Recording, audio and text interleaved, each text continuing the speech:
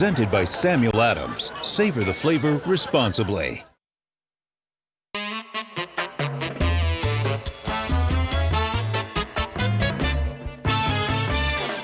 Hello and welcome to Highly Questionable. We're doing it old school today. Bomani Jones, you should check out his podcast, The Right Time with Bomani Jones. Also going to have Boppy here a little bit virtually. Let's get started.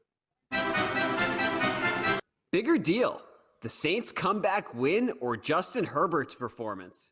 All right, so we are seeing a lot of quarterbacks the way they age in football later than we've ever seen before because science and medicine has kept Drew Brees and Tom Brady around longer than you would expect. And what ends up happening in these situations is the margin for error shrinks. He'll be Drew Brees on occasion, but he'll be Drew Brees less often. And so you get into a position where because that margin of error has shrunk, Drew Brees loses at home in the playoffs to Kirk Cousins and Tom Brady loses at home to Tennessee because they're not better against their opponent the way that they used to be. But Bomani, I am startled at how well young quarterbacks are playing in this league. I remember all young quarterbacks used to either just sit or they'd come in, and even if they were Peyton Manning, they'd turn the ball over a bunch. That is a broken Chargers team. He is only playing because a doctor put a needle in Tyrod Taylor's lung, and that guy looks already like you can say he looks the part. He's throwing 4 touchdown passes with a team that's really injured.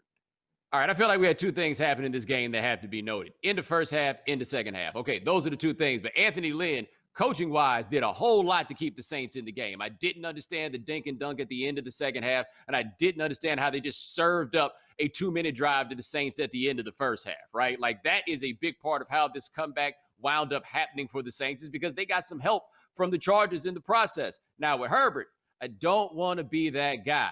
However, I feel like what we have seen from him is what we knew already, which is he has the tools. Like physically, he is an NFL quarterback. Some of you are learning that he can move around a little bit, but that's your own fault now, isn't it? Now, I am not the most scientific observer of quarterbacks, but the one thing I seem to notice in watching Herbert most of the time is his head doesn't move. Like he's making that decision when the ball snapped where he's going to go with the ball. And if that's open, he's going to be able to make that pass. That is what a big talented quarterback like him very often can do early. I'm guessing there are going to be some ups and downs, but I saw in that why they took him in the first round and also in some ways why they weren't rushing him to be the starter. But they have a guy who could absolutely be the future. Assuming the Chargers don't have to keep being the Chargers, can we show this field goal hitting the upright and then almost kind of sort of going through, but not making it through? Phillip Rivers was up there looking like Phillip Rivers playing for the Colts, and somehow the Chargers are still out here looking like the Chargers. When it comes to talking about old people around here, we have someone who gets grandfathered in. What's Boppy got to say about Drew Brees? Did you see how Drew Brees looked in the first half? Yeah. 1 yard. Yes, very, very short passes. Yes. 2 yards. Yes. Yeah. 3 yards. Yeah. A little bit of noodle there. Yeah. This used to be Peyton Manning's domain. When Peyton Manning couldn't move his neck at all, this is what he was doing. He did it to Eli Manning too, I think. What does it tell you that Arthur Blank isn't committing to Matt Ryan? All right, now, are the Falcons now? You wouldn't even had jokes before because they were so sorry that you never had any reason to actually think about them, right? But Arthur Blank is the owner, and he has said he loves Matt Ryan. Said this in a press conference, but he's not going to commit to him long term. And what Matt Ryan should hear in that is, my days here are numbered. And the truth is, your days there probably should be numbered. Matt Ryan is in his 13th year in the league. He is an all right quarterback right now that's as good as he's ever going to be, and that's probably not going to be good enough. They're probably going to have to tear down this whole franchise. This is about the time where a quarterback like Matt Ryan has to deal with what may have seemed unthinkable. I'm going to have to play for another team. But the truth is, in NFL history, it has ended well for a quarterback on a team, by my count, 2 times ever. John Elway and Roger Staubach. Everybody else, you either end being sorry with your own team or end being sorry with another team. I just can't believe we're having this conversation this soon after this team was up 28-3 in a Super Bowl money, because if they had kept that lead, their power structure would still be in place. And it's not merely that Matt Ryan's days are clearly numbered. He has deteriorated since Kyle Shanahan left his side. It's that the entire position is evolving beyond that kind of quarterback. The statuesque guy with the arm strength is not where we're going in this league's evolution. So it's not just that he was recently up 28-3. He's looking at the end of his type of quarterback being a quarterback that in that league works, because it's the young guys who are coming for those positions now. The Tom Brady's and the Drew Breeses and the statuesque old guys, that's a time of the past. It's getting here fast. Think about this. Joe Flacco went in the same draft as Matt Ryan. Did you see any of that Jets game and see how old Joe Flacco looked in that game? Like, all these guys are getting turned into Drew Bledsoe like that. Does it make sense that Washington reportedly wants to trade Dwayne Haskins already?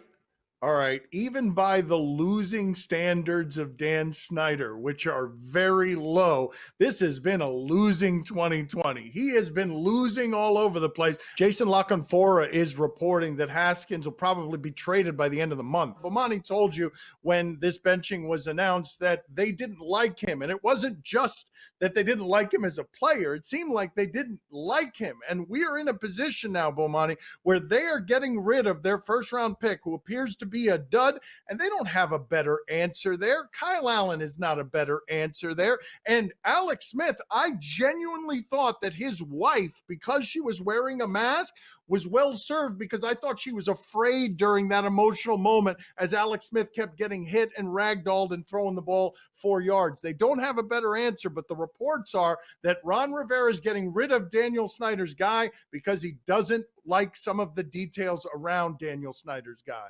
Yeah, Sunday gave the game away, because what you saw when Kyle Allen played and when Alex Smith played was neither of those dudes is better than Haskins, right? And that is not a compliment, by the way. Haskins is not good, but neither of those guys are better, and neither of them are as young, and neither of them have at least what seems to be the upside that Haskins has. And Rivera was still like, nah, I'm good on that. I think the quote that he gave about Haskins is, I saw enough. I don't know if I've ever heard somebody say that about a dude that young 3 games into a season, to a point where it makes me wonder, what did you say when you took the job about Haskins, right? Is this a situation similar to when Jay Gruden took that job, knowing he didn't want Robert Griffin and was out on him early, and then you saw the drama that resulted from that one? Like, how does that keep happening with this particular team, where they have a quarterback and the new guy comes in and then suddenly doesn't want him anymore? Now, I don't know where Haskins is going to wind up. It does sound like he is immature. We started hearing stuff about that last year, actually, so I'm not surprised that Rivera feels that way about Haskins. But I am stunned that he tried to convince us at any point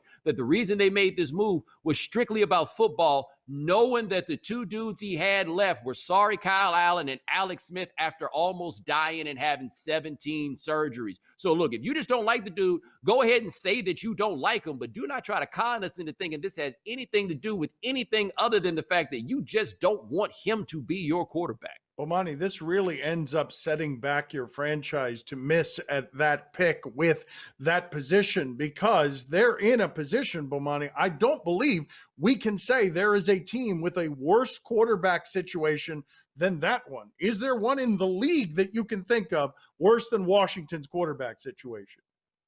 They put a dude in the game that you were afraid to see play football. And by the way, the other guy was cleared to come back in the game, but Rivera didn't put him in for reasons that I also struggle to understand. Yeah, they got the worst quarterback situation in the league, and what's going to be wild and torturous for them is it's going to be really hard to be sorry enough to get one of those top picks, to get one of those top quarterbacks in this next draft if you play in the NFC East. Y'all already accidentally won a game against the Eagles. Like, I don't know how sorry you have to be in that division to actually have a shot at getting the quarterback that could solve your problems. Coming up next on my son's TV show. Once somebody gets exposed for being the person wearing tight pants, they get really, really defensive. Like, that's something that people have a real hard time laughing off, is once they've been discovered having tight pants. And these new Braves, by the way, a far cry way removed from Brian McCann and the keepers of the game. I feel like the Braves got the type of players that'll laugh at you about your tight pants. He is 300 pounds. He is a tight end. He is playing in the Wildcat. And look at those moves, Dan.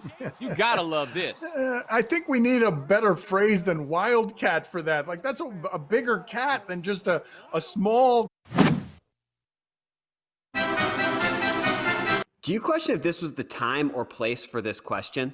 All right, the Dodgers are in big trouble. They were the best team in baseball this year, and Kershaw was going to go for them tonight, but he's got back spasms. They're down 0-1 to the Braves. The Braves can mash, and Walker Buehler is being asked about his tight pants. There's a loss. They're losing to the Braves. Their bullpen blew up last night, and here's Walker Buehler being asked about his pants. Walker Buehler's pants were trending on Twitter tonight. Probably not the time or place, Michael. Thank you, Walker. Oh, he's not happy about that. He's not here for the social media stuff. But let me see those pants again. Was it his pants that were trending, or what are we checking out there? That they're just super tight? I will say this. He's a little young to be as cantankerous there. Like, I would have expected that he'd have kind of laughed at it. But I find once somebody gets exposed for being the person wearing tight pants, they get really, really defensive. Like, that's something that people have a real hard time laughing off, is once they've been discovered having tight pants. And these new Braves, by the way, a far cry way removed from Brian McCann and the keepers of the game. I feel like the Braves got the type of players that'll laugh at you about your tight pants. I could imagine Ronald Acuna Jr. being like, hey, man, I ain't getting struck out by no dude out here wearing them tight pants. You gonna split your pants up there on the mound? I feel like he could do that. Tight pants for me are a redundancy. They're just pants. I've never had a pair of tight pants in my life. Not one. My father wants to get in here. He's got some commentary on tight pants. Let's hear what he has to say. You know, I have seen a picture with tighter pants. Where have you seen a picture with tighter pants? Oh, yes, there's Wilbon. Man. Yeah, they're tight because he tucked in his jersey, which you never do. I swear, one day, it's been 9 years. You're not going to ask him. Wilbon finds out this television show exists, man. He is going to come kill us. Yes, he overheard one time something we said on the radio, and he sent me an angry text, and I'm like, oh my God, he has not heard over the last decade how much fun we've been making of him. Do you question if JJ Pegues should play QB for Auburn more often? All right, I saw this happen on Saturday and immediately knew at some point it will wind up on this television show, because this is how we get down on his television show. My man is 6'2". He is 300 pounds. He is a tight end. He is playing in the Wildcat. And look at those moves, Dan. You got to love this. I think we need a better phrase than Wildcat for that. Like, that's a bigger cat than just a small cat. I love when my quarterback is number 89. Yo, let me show you what's interesting about this, though, right? Like, you know how people find it charming when white people start dancing, but they can't actually dance, but you just appreciate the fact that they even tried? That's kind of how we do it with, like, big man touchdowns. Like, we normally don't expect them to be any sort of graceful. It's more fun the less graceful they are, except if we can look at Pegues again, he hit him with the spin move. Like, that's the next level. That's like when the white dude mess around and do the splits on the floor, come up, and then start breakdancing. All those, like, the extra moves. He has actually transcended what you normally find entertaining about this and gone to a realm of spectacular athleticism. Okay, it's not just a spin move and it's not just a hurdle, but just for the record, that is a laundry machine spin move with an awful lot of heavy laundry in it. That was not a quick spin move. Usually spin moves at that position move a little faster. That's like one of those. Oh, that was pretty quick. Oh, come on now. I feel like there's a crab in a barrel situation going on over there with you and this hefty gentleman. Look at the speed of this. Look at it. Like, it's fine. What do you mean? It's fine. Look, big man, you do your thing. But he was like one of those hotel revolving doors that spin super slowly. I'm honestly surprised that he had ever considered doing a spin move in his life on anybody that much smaller than him. Agreed. Coming up next on my son Stevie show. Shout out to the producers for giving Josh Allen that broken clock award, right? Like, it is actually a matter of progress, because a broken clock is right twice a day, and Josh Allen really couldn't say that throwing the ball deep until this year. Welcome to broken clock territory. It's only up from here. Hey, man, I'm going to be honest with you. Somebody told me to turn to check out Nelly on Dancing with the Stars. I got there too late, and I saw a promo for The Bachelorette. And it is the single most with Jose Altuve. He goes from best player we've seen at that size ever, maybe, to short-circuiting after the cheating scandal where he was striking out all the time. And now he might have the yips at second base, too, playing defense, one of those ridiculous shifts. And that's a poor throw. But what happens next is even worse. Like, you got to make that throw. And then, yes, of course, we're going to get a 3-run homer right after that. And then later on in the game as well, there was another error as well. Altuve again. Let's see what happens here. Also, he's playing more right field than second base. That's why the throws Yo, are, it's so wild. are short. Well, I'm still confused, but money, I swear to God, it is so strange to me to see a line drive up the middle and then they change the camera spot. I am always expecting that to be a base hit, and then it's just a little, it's something to the second baseman or the shortstop. Are you intrigued here? I am intrigued, and I'm going to be the one to say it. I don't think I'm the only person that feels this way, and I'm from Houston, but it would be so great if the Astros won the World Series. After all that hemming and hawing and all that nobody likes a cheater and people out here who hated the unwritten rules of baseball but were cheering and basically rooting for people to get hit in the head with baseballs because you don't stand for any principle in actuality. If Dusty Baker got his World Series ring to put him in the Hall of Fame, and then the Astros got to troll everybody, and you can say they cheated that one time, but you can't say they did it this time, that would be the best. And you know why it would be the best? Because nobody would be more upset than the kind of people that I despise. Unfortunately, Bomani, where we're headed, though, with Tampa up 2-0 in that series, is Tampa having the most amazing year in hockey and baseball, and it's during a pandemic, and the rest of the sports worlds of baseball and hockey are like, really? You guys get to win? And they got Tom Brady. Don't forget about that. Papi loves him some pelota. What does Papi have to say about what's going on in baseball? See, I'm very intrigued. Did you see this catch from yesterday? Oh, yeah. Yeah, this is the Margot. This is the guy who hit the home run. Yeah. Oh, yeah. This is a great catch. That is a big fall, too. Yeah, let's be clear, though. I don't think he caught that ball going over the fence simply because he was that dedicated to catching the ball. He did that because he didn't exactly know what the hell he was doing out there. That was the first time he'd ever played right field out there. The ball was in the sun. He could barely keep up with it. Like, he didn't want it to go that way. I don't think he knew how deep that fall was either. Otherwise, he would have said, you know what? Never mind about this. Like, I didn't know I was going to fall like that.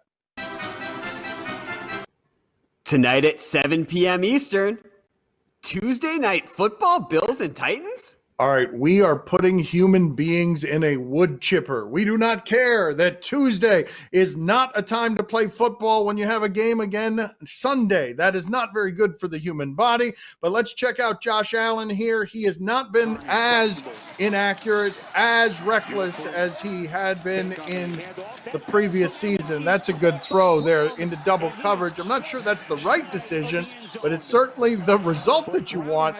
That appears covered there, Pomani, by two people. Are you intrigued in this one today? I am intrigued in the game. I mean, we got two undefeated teams, and we had a miserable slate over the course of the weekend. But shout out to the producers for giving Josh Allen that broken clock award, right? Like, it is actually a matter of progress because a broken clock is right twice a day, and Josh Allen really couldn't say that throwing the ball deep until this year. Welcome to broken clock territory.